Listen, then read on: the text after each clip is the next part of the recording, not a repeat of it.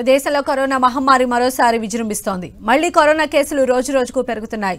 గడిచిన 24 గంటల్లో దేశవ్యాప్తంగా 628 పాజిటివ్ కేసులు నమోదయ్యాయి. కరోనాతో కేరళలో ఒకరు మృతి చెందారు. దేశవ్యాప్తంగా 4054 యాక్టివ్ కేసులు ఉన్నాయి. 24 గంటల్లో 315 మంది డిశ్చార్జ్ అయ్యారు. తెలంగాణలో తాజాగా 10 కొత్త కోవిడ్ కేసులు నమోదయ్యాయి. హైదరాబాద్లో 9 కేసులు, కరీంనగర్ జిల్లాలో 1 కేసు నమోదైంది. ప్రస్తుతం తెలంగాణలో 55 యాక్టివ్ కేసులు ఉన్నాయి. 10 కొత్త కేసుల్లో JN1 లక్షణాలు లేవని తెలంగాణ ఆరోగ్య శాఖ తెలిపింది.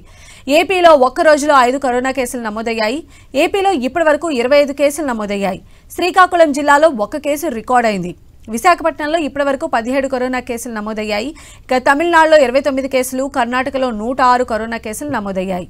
నిన్న కేరళలో 376 కొత్త కోవిడ్ కేసులు నమోదయ్యాయి. కరోనాతో ఒకరు మృతి చెందగా ప్రస్తుతం 3128 యాక్టివ్ కేసులు ఉన్నాయి. కేరళ తర్వాత కర్ణాటక, తమిళనాడు, పుదుచ్చేరి, మహారాష్ట్రలో ఎక్కువగా ఉన్న యాక్టివ్ కేసులు ఉన్నాయి.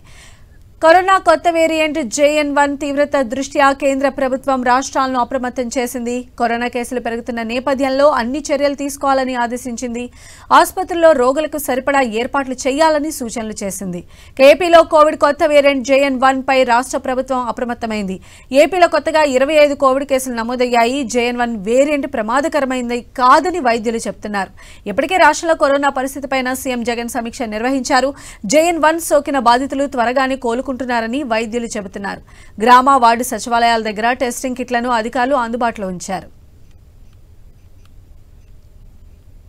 మన ఇండియా మొత్తంలో చూసుకుంటే ఈ రోజుకి 4200 కేసులు పైగానే నమోదయ్యాయి. మన జిల్లాలో 17 కేసులు నమోదయ్యాయి. కాకపోతే ఇది JN1 వేరియంట్ అనేది ఏంటంటే చాలా స్పీడ్గా ట్రాన్స్మిషన్ ఎక్కువ ఉంది. ఫాస్ట్గానే అంటే ఫస్ట్లో వచ్చిన కోవిడ్ లాగా ఉంది. కానీ సివియారిటీ మాత్రం ఇప్పటివరకు తెలిసినంత వరకు అంత సివియర్గా లేదు.